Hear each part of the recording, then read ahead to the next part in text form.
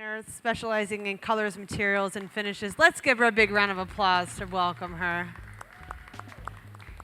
Thank you very much. She is a part of the Wanted Design program, a program that brings in an artist to New York City for 2 months for a residency. And part of that residency is that they get to come here to the museum and work with us for a week. So during this residency, the artists that are welcomed to New York City and welcomed here to the museum, they get a chance to work with other materials that New York City and also the museum can offer to their recipients. And so we're very, very honored and excited to have Fanny here with us. And today what we're going to work on and kind of showcase what we've been working on are these beautiful bags. I'll go into them, and then the handles for the bags. I also want to introduce the team here. We have Chris Rochelle as the lead gaffer for our team for this whole week that Fanny is here.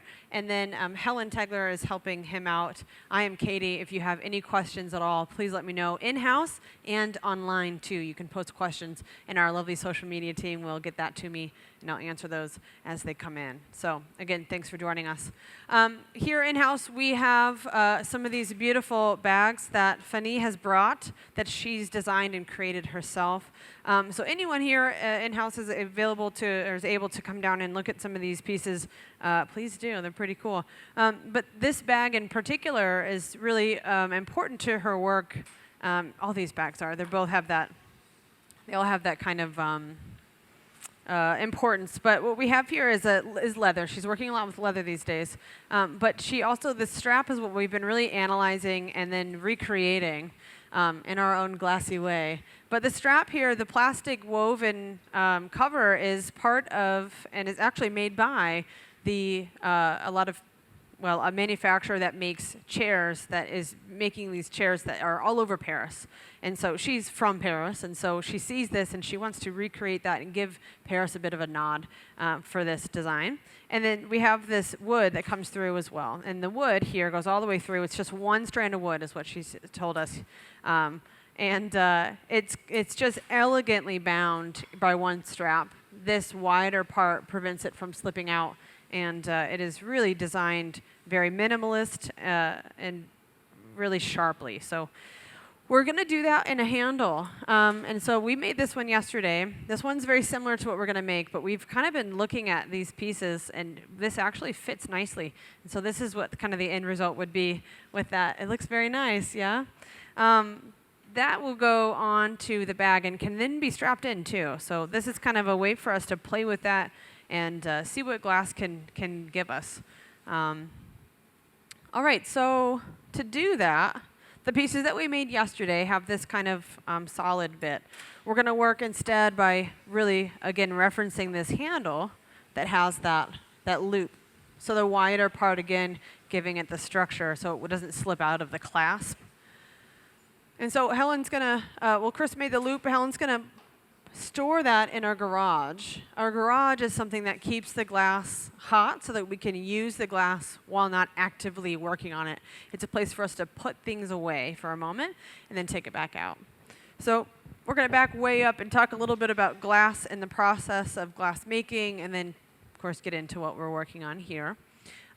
Inside of our oven, in the middle of the studio, is a 2,100-degree pot of glass, and that glass at that temperature moves like honey and it glows. So when we gather glass out of the oven, we're gathering it out on a stainless steel iron. So whether it's solid or hollow, it will, we can gather it up out of that oven.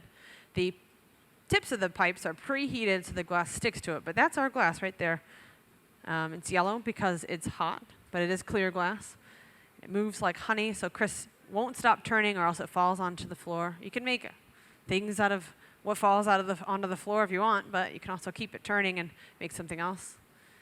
So he's going to start the rope part of this piece, and we've done a lot of experimenting with this part, and what we've really landed on is an optic twisted rope. We're, again, referencing the woven parts via the chairs there in Paris, and so we're going for that rope-like look.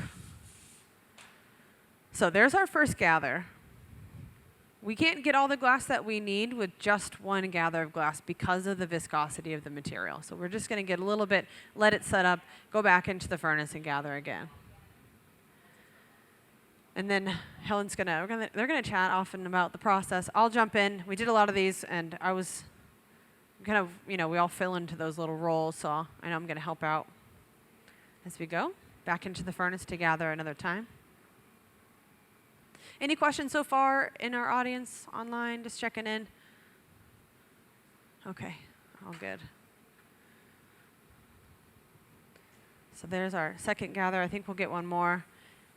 And then to get that optic pattern, we're going to put the glass into a mold called the optic mold. And that will give us some lines on the piece, some thick and thin areas. Chris cooled the pipe briefly, returns to the workbench, and he'll start to cool and shape the material with a wooden scoop tool called a block. And while he does this setup, I'm just going to kind of talk a little bit more about Fanny. She is a product designer specializing in colors, materials, and finishes, CMF design. And her career integrates several areas of interest that have shaped her professional journey. Industrial design, a love for well-crafted and carefully drawn objects, artisanal craftsmanship, and manufacturing processes. She has collaborated with various industries, including automotive, electronics, and luxury goods, while cultivating a materials-focused approach to design and production.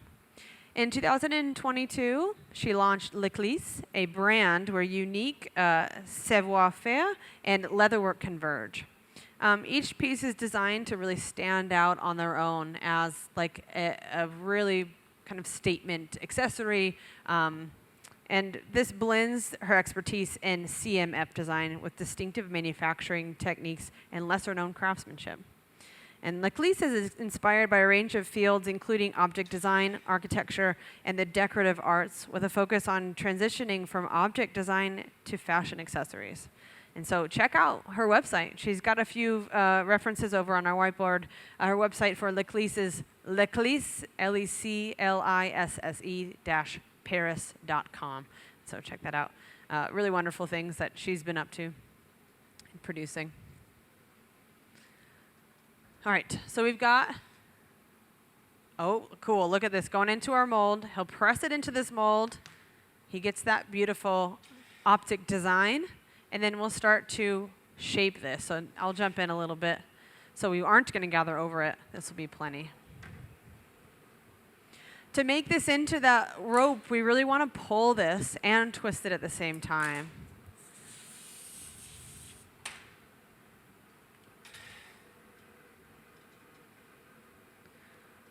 And so this is a part where there's going to be a lot of fast moving because the glass is moving quickly. So pull and twist at the same time. He holds it up like this to allow the tip to retract a little bit. If it gets a little bit larger, that thins it out. So it sends the bulk of the glass down. So think of what gravity's doing here. And then when he holds it that way, it goes the opposite.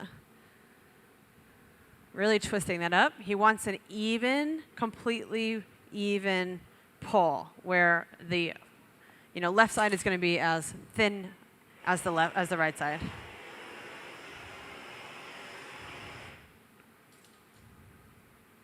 And that's how you would do that to get it to be that same length as that up and down sort of juggle.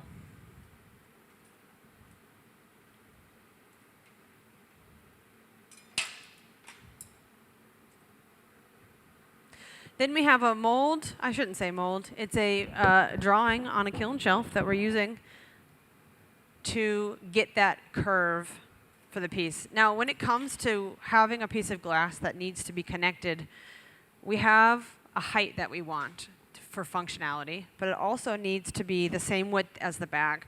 So not only do you have to have an arch that's perfectly round here, but also these two sides need to get down to that measurement. And that's tricky.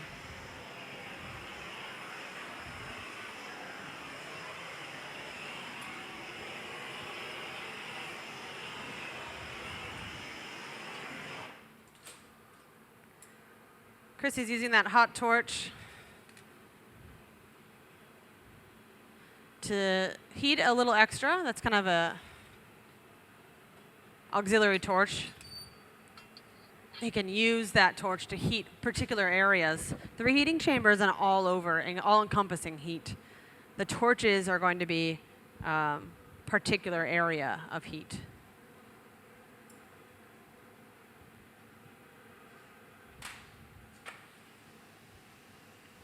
So this torch is a 4,000 degree torch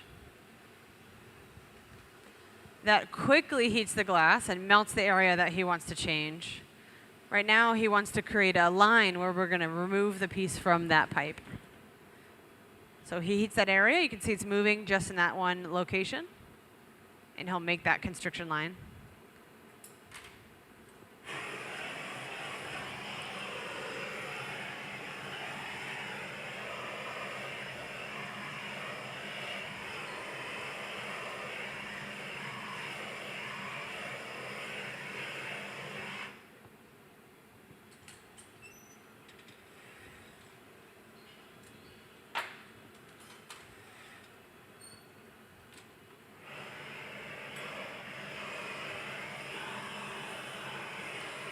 The glass has cooled quite a bit. You can see the clearness coming through. So this is colorless glass.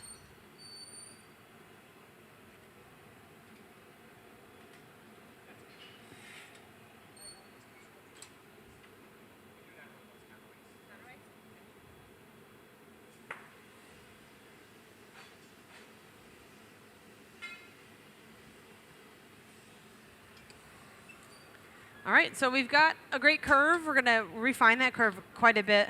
But right now, we're going to take it off of the pipe it's on now.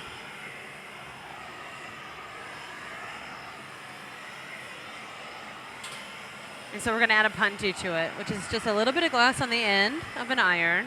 This one is a particularly important puntee. We want the tip to be really hot when it goes on, so we have a nice structurally sound connection.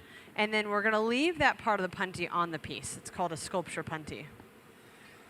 So when Helen cools it, she'll cool the backside, but leave the tip hot.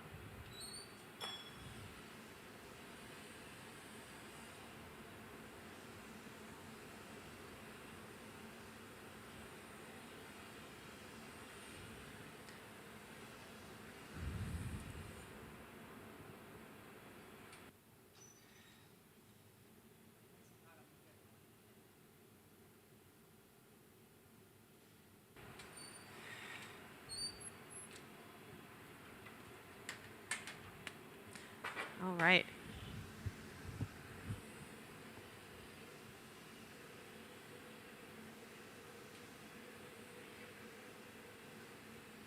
So Chris is adding just more heat as we go, keeping everything nice and warm. And now he squares it up, make sure that we're on center there. And then he attaches that puntee. So again, that's a really nice, good, hot connection. And now we're going to get the glass to break from the pipe. So we don't really ever want to cut the glass. We actually want to just break it. He cools it, and then a nice tap breaks that glass free. Transferred successfully. Let's give him a big round of applause for that. That's pretty fun when that goes well.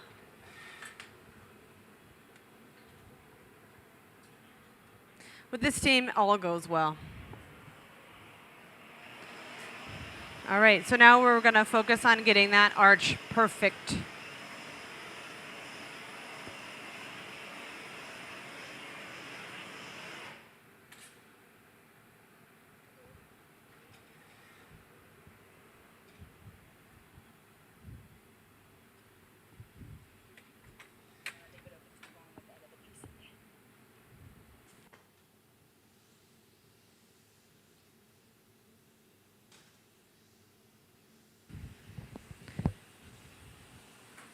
All right, more heat on the tips. And then we're going to remove some material. That's pretty tall. And Fanny liked the shortness of that. I agree. I think this shortness really looks great. It's with wood and the plastic pattern, it's different. With that glass, it's nice. If it's thicker, of course, too, to have that a little smaller. Great perspective.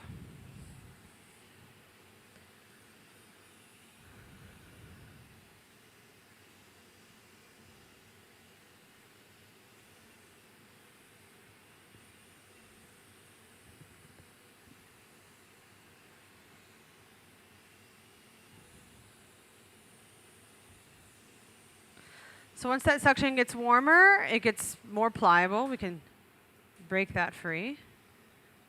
When Helen goes into the oven, she's briefly heating this. You don't want to overheat this right now, or else the whole thing is going to move. We're going to get that nice arch. You know, we'll change the arch in a negative way, which we'll do in a little bit. But right now, we want to focus on the length. So short reheats. If the glass gets too cold, it will crack and break. So we have to always monitor the temperature of the glass. We don't have any readouts or ways to know for sure the temperature. So we're guessing. But with 30 years of guessing, they get pretty good at it. So we read that mostly using our experience. Also, movement's a good indicator. When we're looking at the glass, you see Helen stops every once in a while. She'll twist and then stop.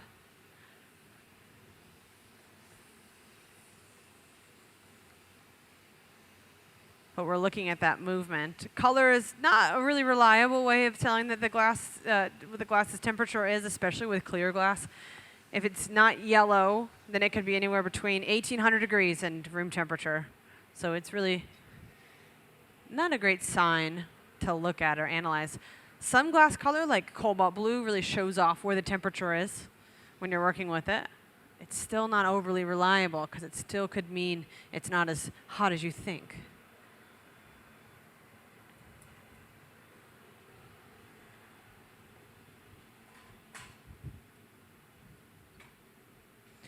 So this kiln plate that we keep taking out and putting in has the drawing on it. And if we keep that kiln plate really warm, when we use it against that, when we use the rope against it, the rope won't get too cold. That's another way for us to monitor the temperature of the glass, is to keep our tools hot.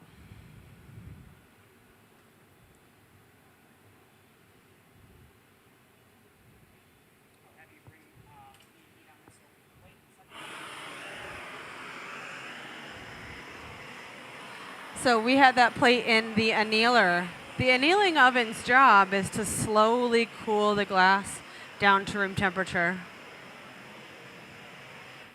If you leave glass out at room temperature to cool, it'll cool down within about 30 minutes or so, but it will crack and break on its way down. So instead, we put it into the oven to slowly cool. Every piece of glass in our lives has gone through that slow cooling process. You can't have a piece without cracks without it. Some pieces, if they're extra thin or whatever, there's still going to be stress built if it's not slowly cooled. So Chris is now checking that arch. He's using a pair of cork paddles, or I guess one cork paddle there. Cork handled paddle there, and looking at that, that's kind of subtly nudging it into place. He's also using a pair of tweezers. Right now he's adding some heat in one area, and then he's making a few notches. This is, again, where we're going to shorten the handle a little bit more. Oh, and I mentioned earlier, you saw him in the very beginning of the demonstration make the loops. The loops are going to be added on to that section, too. That's what we're going to do in the first half, I believe, or more of the demonstration. And then we've been working on these pocket mirrors in the shape of a kind of a donut is what we're calling them. So we'll talk about that when we get there, but that's going to be part 2. So once again, Chris will superheat that area, and then we'll remove that extra material.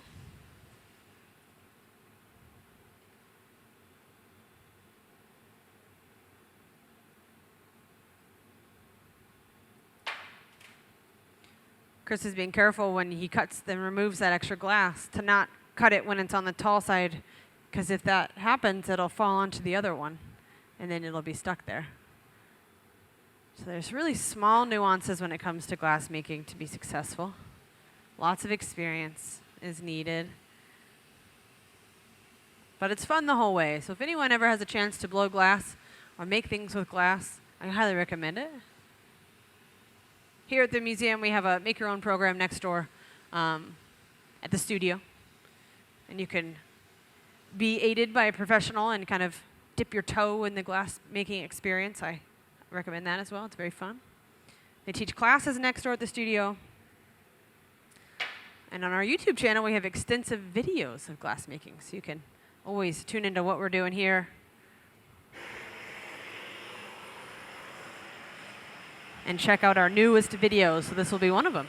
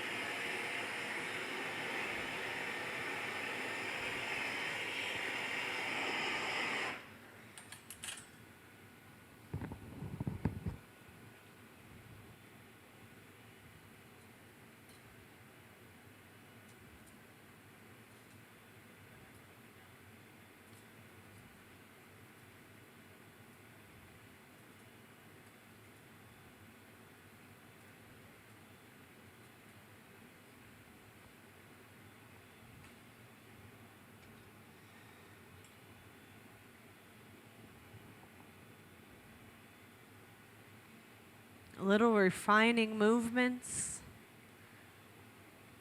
one by one. This is how precision glass pieces are made, precise glass pieces.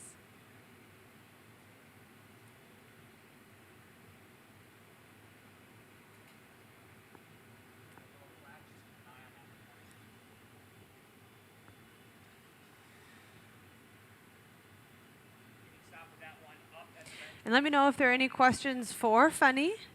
We can answer them for you as well.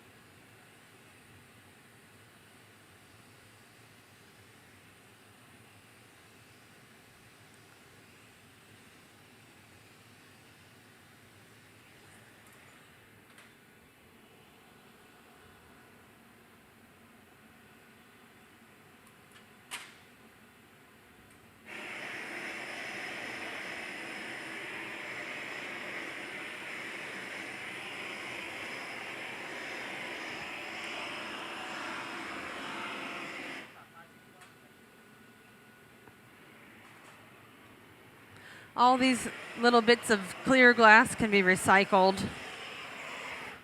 Our furnace upstairs in the innovation stage, which you can check out at Hot Glass Show today, up there. All of the glass that's in that furnace is recycled from down here. So we recycle in-house, rely on that.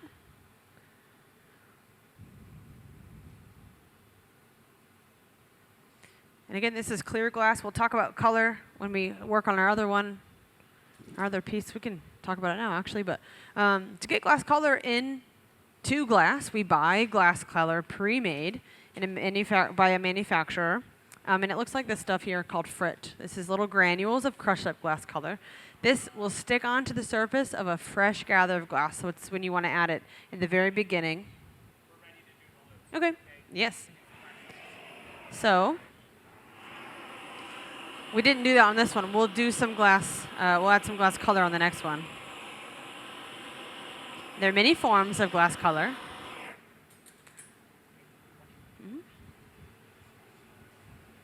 All right, I'm going to jump in. You'll hear little mm-hms as we go.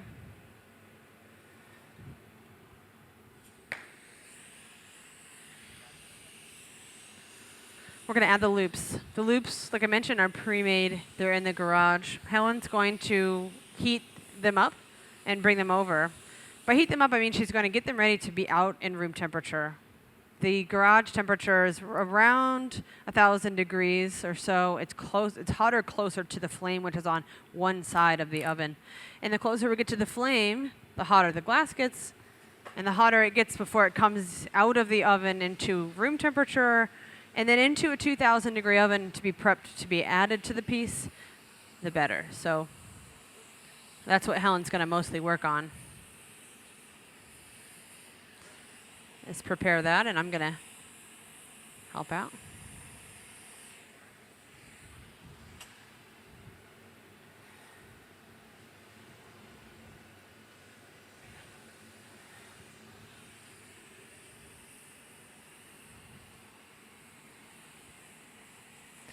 Here comes the loop.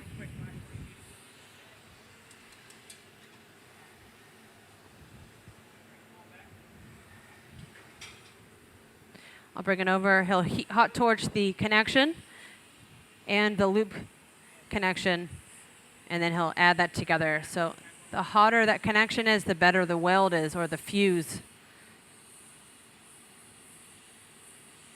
And he gets it nice and centered.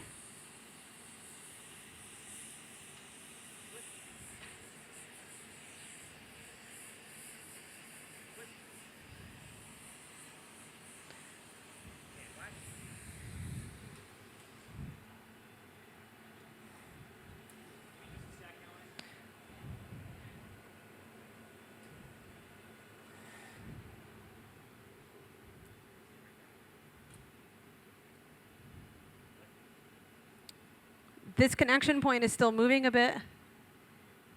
This is the time to adjust it.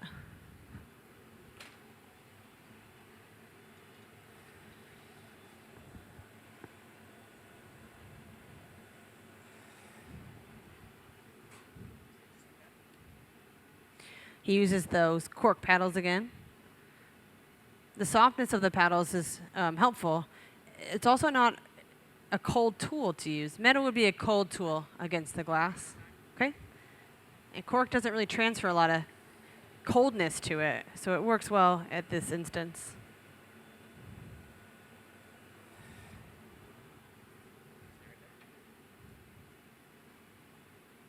So just minor adjustments.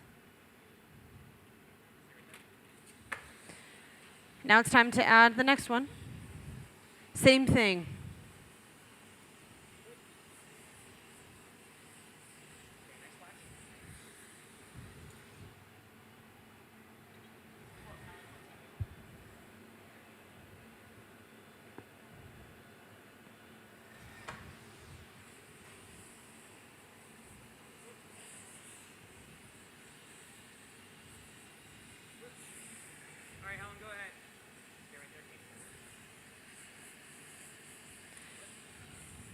So again, heating that area. Helen goes into the reheating chamber over there.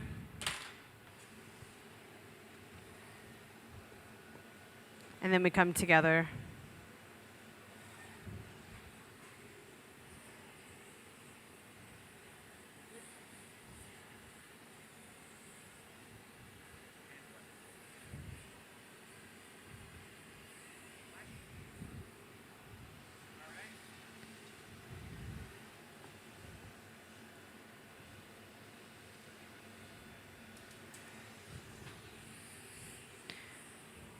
They break that connection, and now we'll attach it.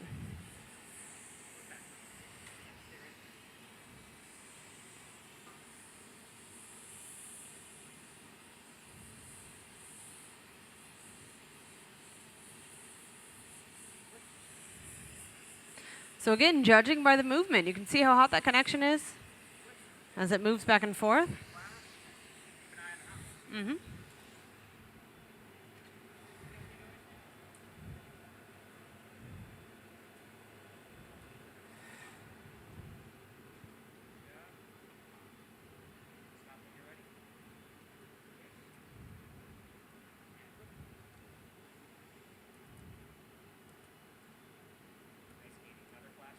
Mm-hmm.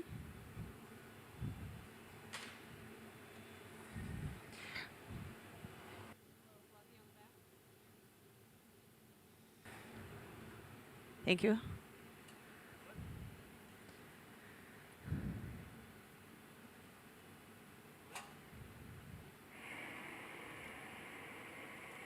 All right, we're going to add a little heat to the colder parts, and then Chris is going to just refine that. Okay.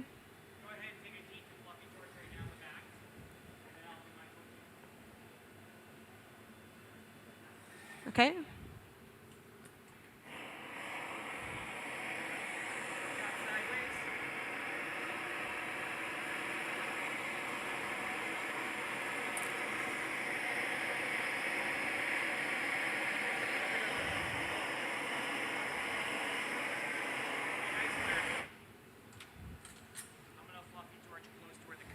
Are a little bit. We're going to take a nice flash and I just want to squeeze it in a ton. Okay.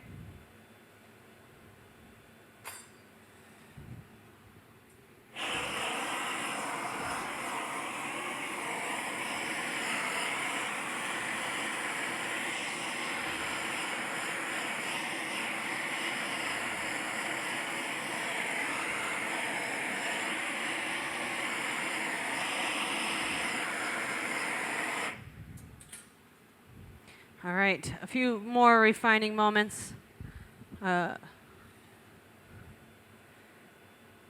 Just really want to get those dimensions, because once you make something, you can, you could reheat it and change the shape with something like this, but like a blown object that's thinner and has a lot of maybe components or details, it's much, much more difficult. Even picking something like this up, again, like I mentioned, you can't just heat things quickly or cool things quickly, so heating something like this back up again and trying to change the shape could cause a lot of problems. You could break it. So it's good to be precise the first time, or try to at least.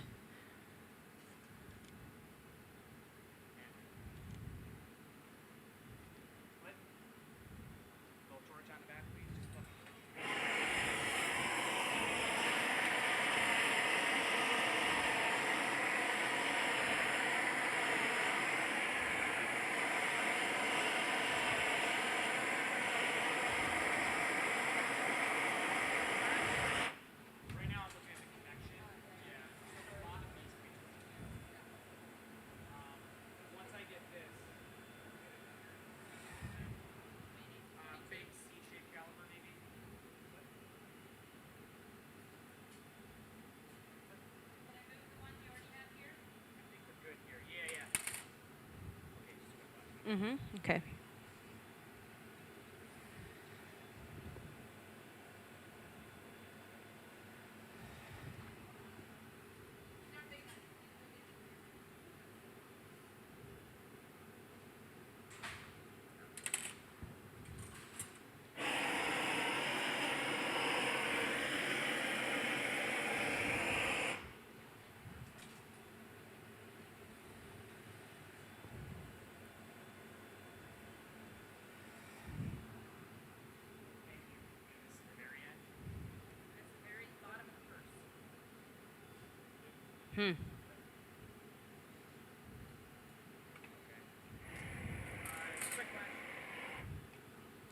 So using calipers to measure the width of the purse, that was for the very bottom of the purse. If you look at the side of the purse,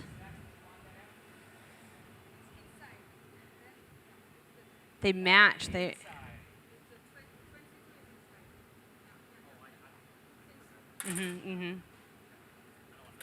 Yeah.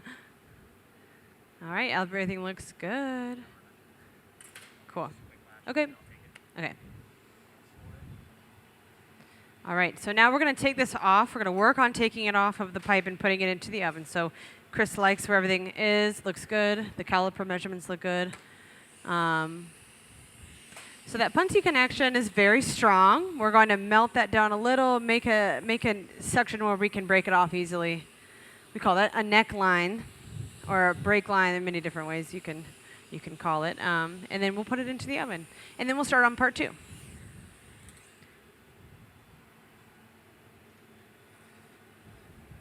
So the hotter this connection gets, it gets a little bit squirrely. But we'll deaden that heat just slightly, making that groove.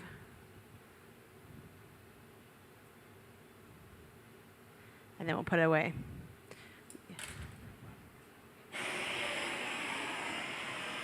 Helen's going to put this into a 960-degree kiln, and she's going to do that using Kevlar gloves and a face shield.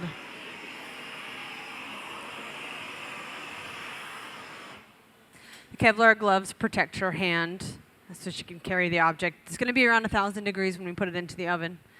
And the face shield protects her eyebrows and her face from the 900-degree oven. We're going to safely put this way into the oven.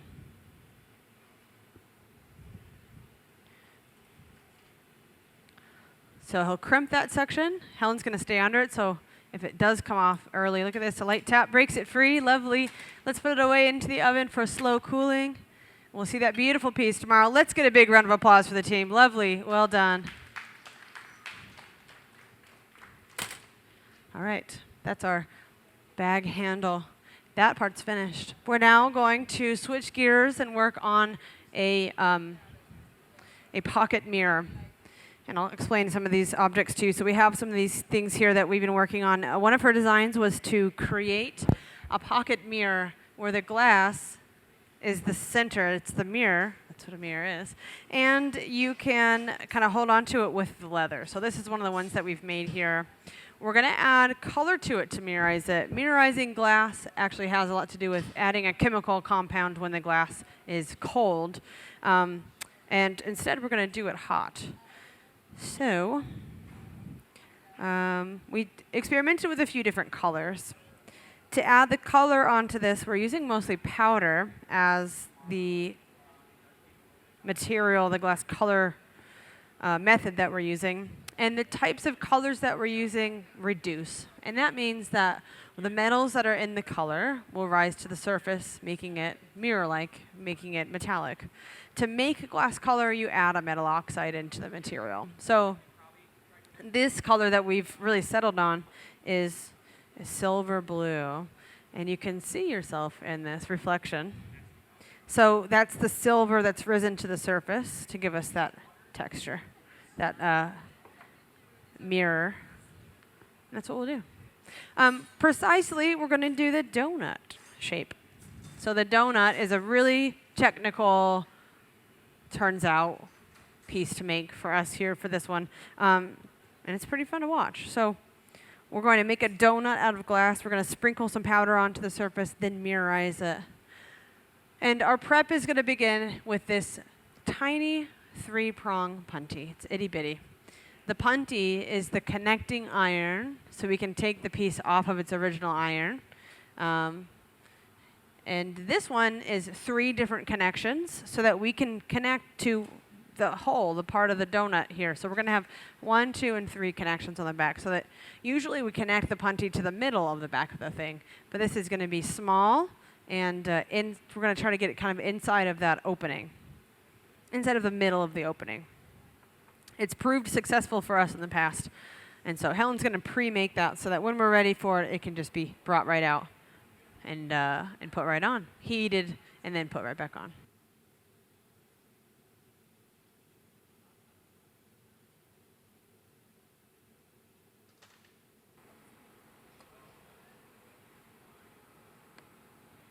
So that's something that we'll put back into the oven to keep hot, our garage.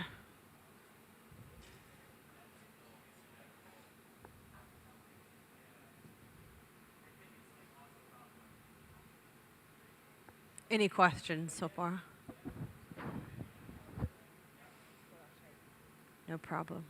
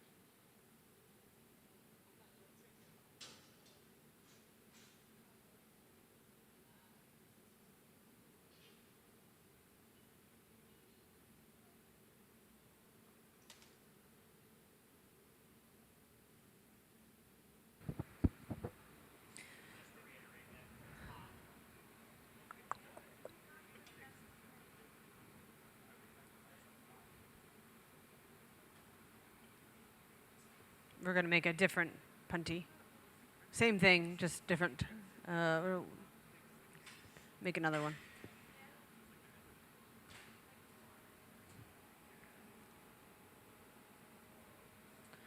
We have a few other projects that we've been working on. Today we rolled up a really elaborate cane pattern. There's some of it over here. In-house, you can come check it out. But it's a cane pattern using strips of glass, which is cane, and then cut in a particular pattern, fused together, but this isn't something that we can inflate like normally a cane pattern would be fused together to become the walls of the bubble.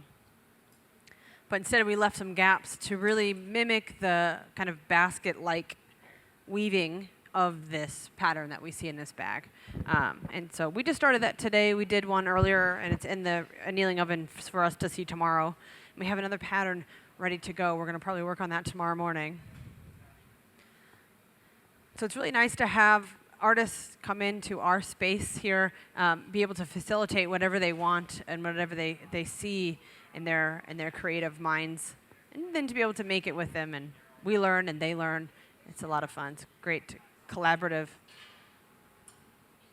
effort here at the museum. I'm very proud of that. To get glass into our furnace, we pour in little, actually it's not little stuff, this is batch. This is the raw ingredients of glass. It looks like this. And the glass company that we get our glass from is called Glasma. They're actually sponsoring this event. Very excited about that. So batch from Glasma, we pour it into the furnace. This is not glass. When it melts, it turns into glass. That batch is pelletized. It's a really great material. And the glass is great. We love it. If you add a metal oxide to that batch, you get a different color. We have a little tank over here full of cobalt blue that we're using. We're going to use that throughout the year. And so we took the batch from Glasma and we added some metal oxides. This is what a metal oxide looks like. This is actually essentially iron oxide, which is essentially rust. This makes green. To make blue, you would use cobalt oxide. You could also use copper oxide. Any metals you can think of will make a glass color.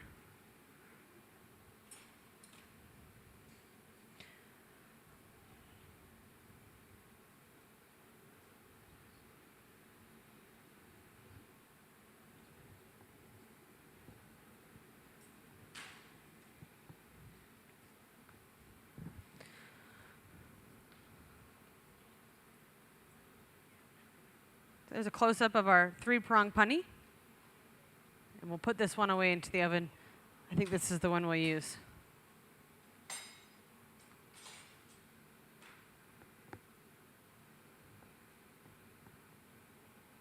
All right, now we'll get started on the donut. So this is a blown object.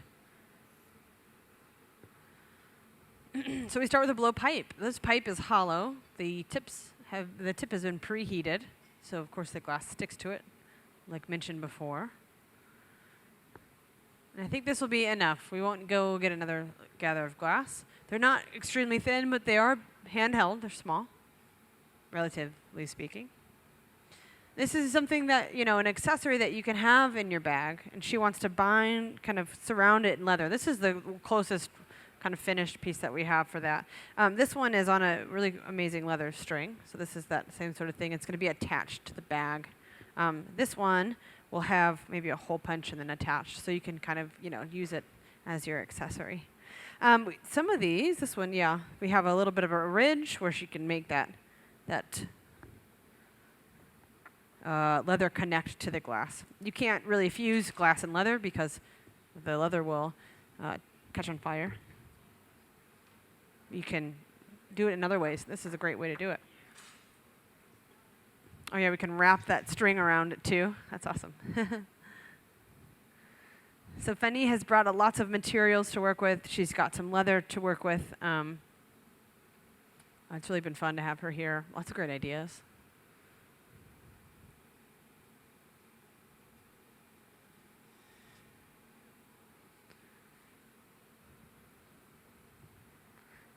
He blows into the pipe, expands the bubble. That will give us more volume.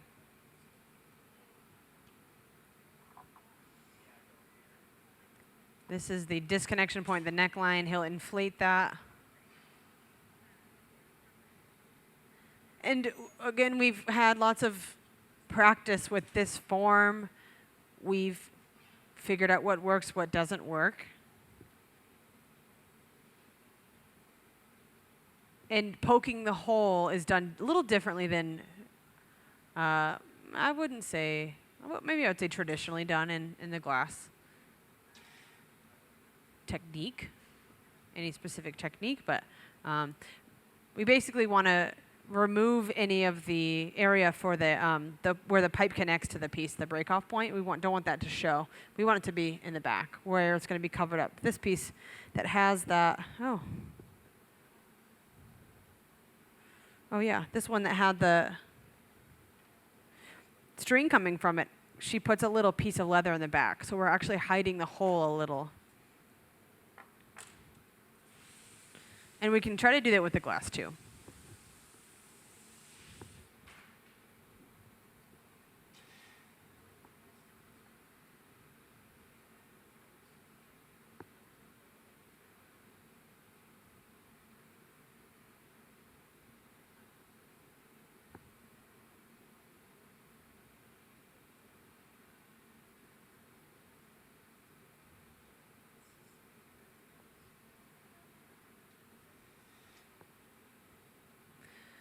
We flatten the donut slightly just by holding it up towards the ceiling. When he did that, he trapped the air with his palm so that the air didn't deflate the bubble. The air can come back out the other end of the pipe. It's not hot when that happens. It's room temperature. But we keep it there, allowing the bubble instead to widen slightly with the palm of our hand. So we cap the end of the pipe when we hold it up like that to squat the form. Glass is highly influenced by gravity. If you get a gather of glass from the furnace, it's moving quite a bit straight from the furnace, and you stop turning the pipe, the glass falls. But we can use it as a tool. And Chris does that here again, holding it up, capping the pipe, squatting that form.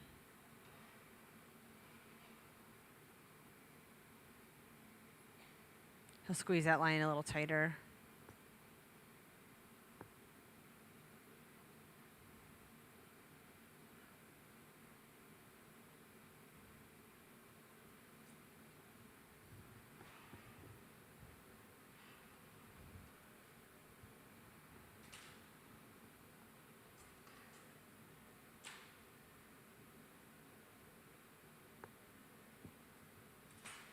The tool he's using there is called a pair of jacks.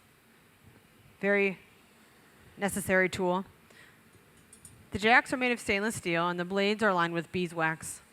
So you might have seen a little fire coming from that tool just a minute ago. Just add some drama.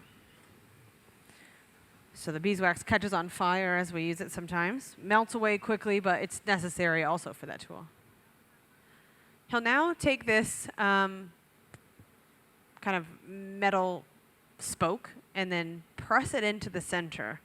This allows us to have a really clean donut roundness for the center. And then we've been working on particularly different widenesses of that internal opening. So this one's a lot wider here. And then these are a bit smaller.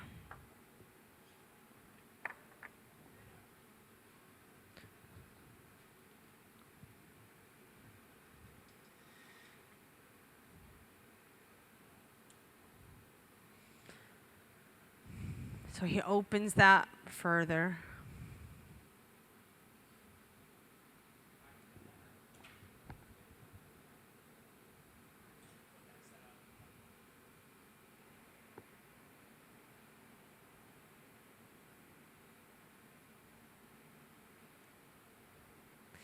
I just heard him say he's going to let that set up, so the front set up, which means we'll add a little extra heat to the back, equalize the temperature slightly.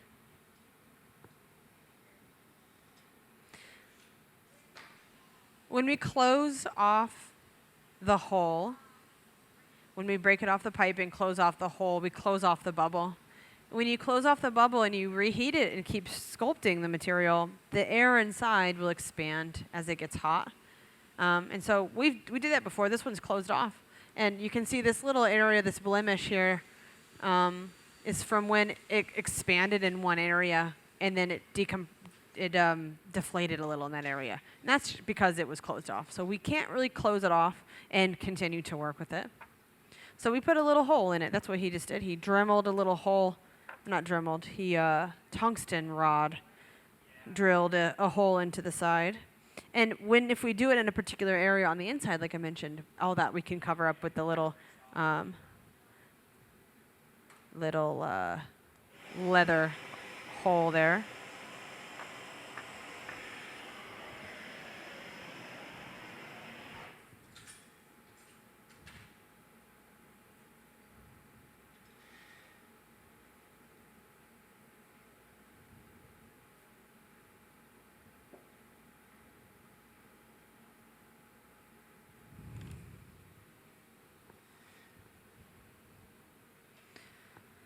And then here comes the 3-prong punty from the oven, brought over. And they'll attach it right to the center of that donut. It's wide. We want those prong punties to also be wide so they attach, they make it. There's ways to widen it still, so if it does need to be widened, it can happen.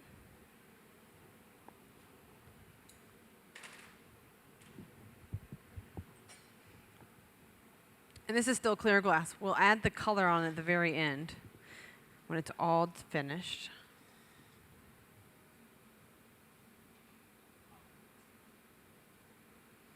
They're going to trade off. Chris will make sure that opening is accurate.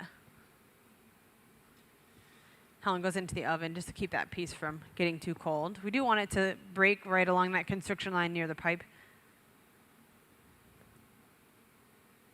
I'll do that shortly.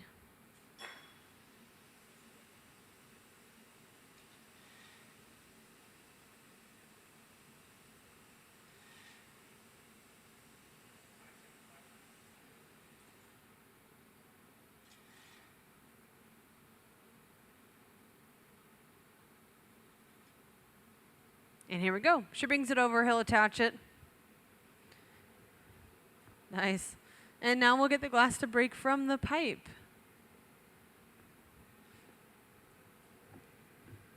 A drop of water will do the trick to thermally shock it. And then a light tap breaks it off. And then we're on the other side. So now we want to push that hole, that opening, into the body of the other part that we pressed in. So kind of marry it there and then remove that material to make the hole.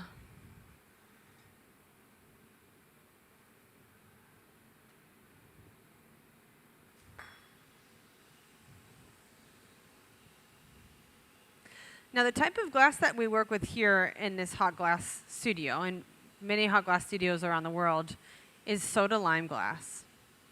There are many different types of glasses. This is the more common one. Even our factory-made, manufactured glass is soda lime too. To make soda lime glass, you need 3 major ingredients. The first one is silica sand. Silica sand is not the type of sand that you get from the beach. If you get sand from the beach, it'll be full of, it's mostly made of sediment that's been washed outward from inland. It's been washed onto the beach, into the water as those rivers deposit into the ocean. So it's mostly sediment. It has organic matter in it. It has seashells in it, and sometimes trash, all kinds of different things in it. But the silica sand that we put in our glass, that is put in soda lime glass, is mined out of the Earth's crust, and so that's where you find silica deposits, a very pure, kind of pure sand that's then refined. To that mixture, soda ash is added, and soda ash is the flux. It lowers the melting point of the material. Then limestone stabilizes it.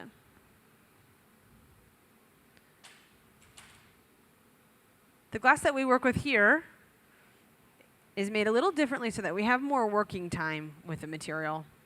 Machines can make things a lot faster than humans can. And so the formula for that is usually it sets up faster. So we have a longer working time here in these studios, and in our factory settings, the glass sets up quicker. So you can make more objects quickly.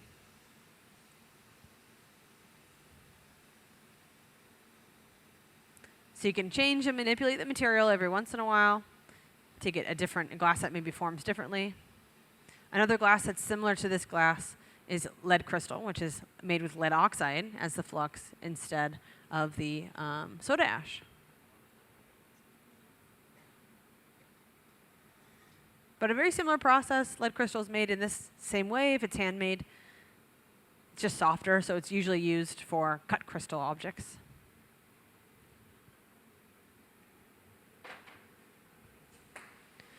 So Chris has connected that hole together. So now we have a flat face, which now he can use to press inward to meet the middle, which it already looks like it's very close. That might have done it right there, that using gravity on the way over.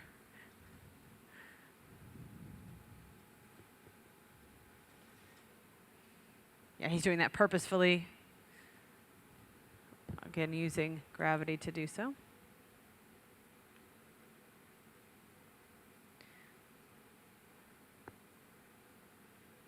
And then he can sculpt that side as we go.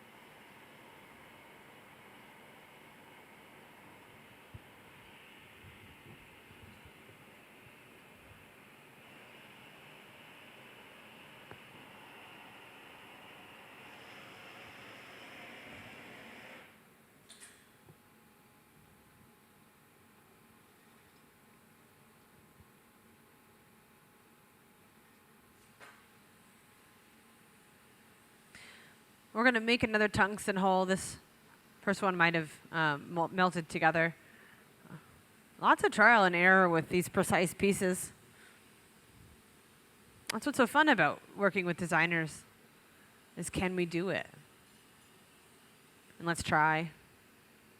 So that's a tungsten rod, and he heats the tungsten rod.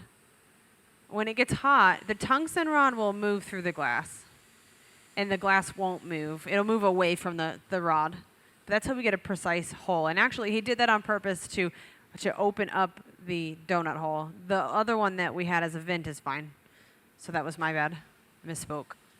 So that's a way for us to open that one section. And then we'll spread that glass apart.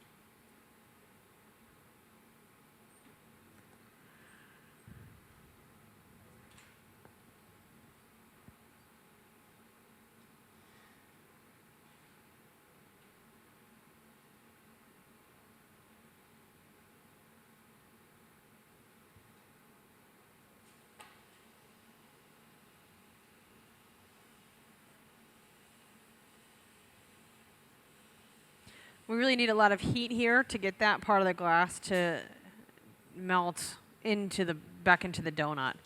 This is definitely not a piece that could be made without a torch.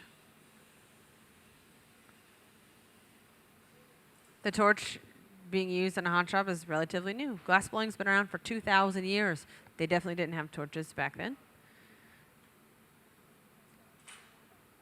So what we can do with glass these days is definitely broadened by the use of us being able to use that torch, in in the hot shop. You can make very, very precise objects, very lifelike objects. We can work with color differently. We can make glass a little thinner as far as additive bits go sometimes with sculpture, etc.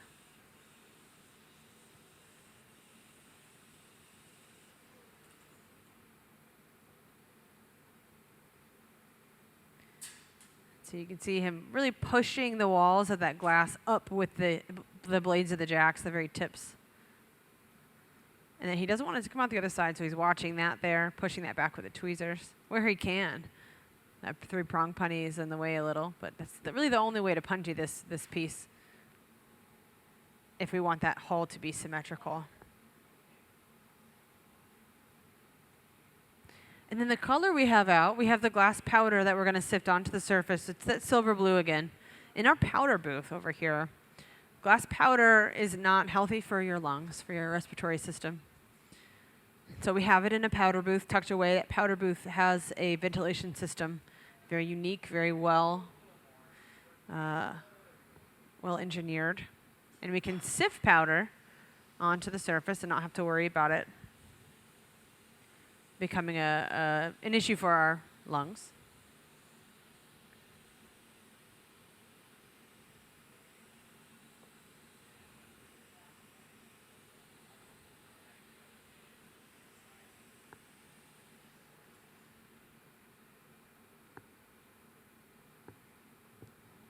So now pulling that open with the jacks.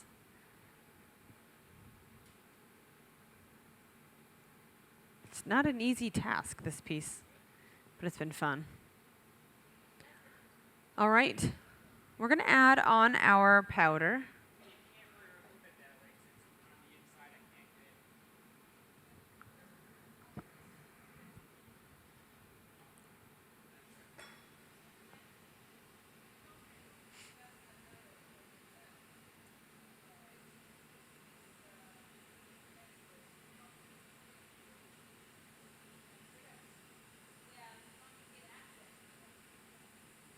Chris is lightly heating the outside. That's where we want the powder to adhere. We're just going to do the top side. The back side is left to be clear. It also has a really beautiful gradient transition from clear to color. The way the powder falls onto the glass, it creates that gradient. And also texture, because we don't really purposefully melt that side in, just the top to get it shiny, more reflective. So here they go. They're going to sift that on. Chris comes over to the powder booth. Helen gives it just one last little heat, and then they're going to sift that on. You can hear him tapping in the sifter. There you go. Great camera work. So you can see that gradient on the side going on. It's blue powder. It's silver blue. But when we reduce it and bring those metals to the surface, it turns silver. And then to our oven to melt that layer in. We've been adding 2 layers. 2 layers seems to be enough.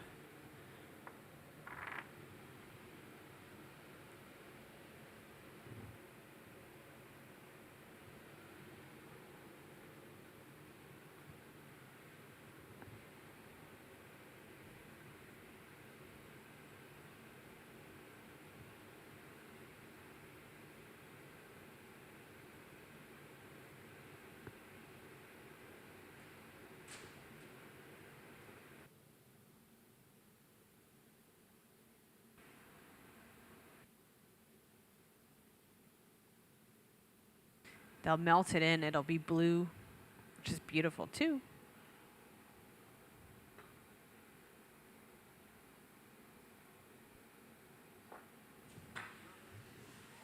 Oh.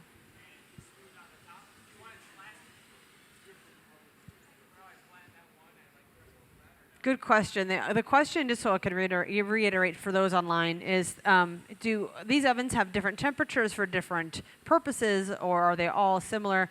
They're kind of similar. Some of them do have different purposes. The reheating chamber and this reheating chamber over here, we have 2 different reheating chambers. One is to work out of primarily. The second one is what we're calling the assistance bench. It's just an extra auxiliary reheating chamber, but same temperature, same purpose. The garage over there has one purpose, which is you can park things to use later. And so that's a lower temperature to where the things in there don't move. It's not hot enough for them to move. And the hotter side is so we can get things happier before it goes into the 2,000 degree oven. But generally, that's mostly it. We have a pipe warmer to heat the pipes of the tips of the pipes that then allows us to stick the glass onto the tips. But yeah, a few different uses, definitely. Yeah, good question. All right, so we melted in the powder, and Fanny is the one making the calls. Chris is making it, but Fanny says, okay, more, okay, less. Ooh, I like this, or can we do, more reduction? She likes this. It's a very delicately shiny blue, but I think they're going to add a little bit more reduction. We'll see. I'm going to stand by the oven because that's the next step after this. Is to put it into the oven to slowly cool, but we'll see.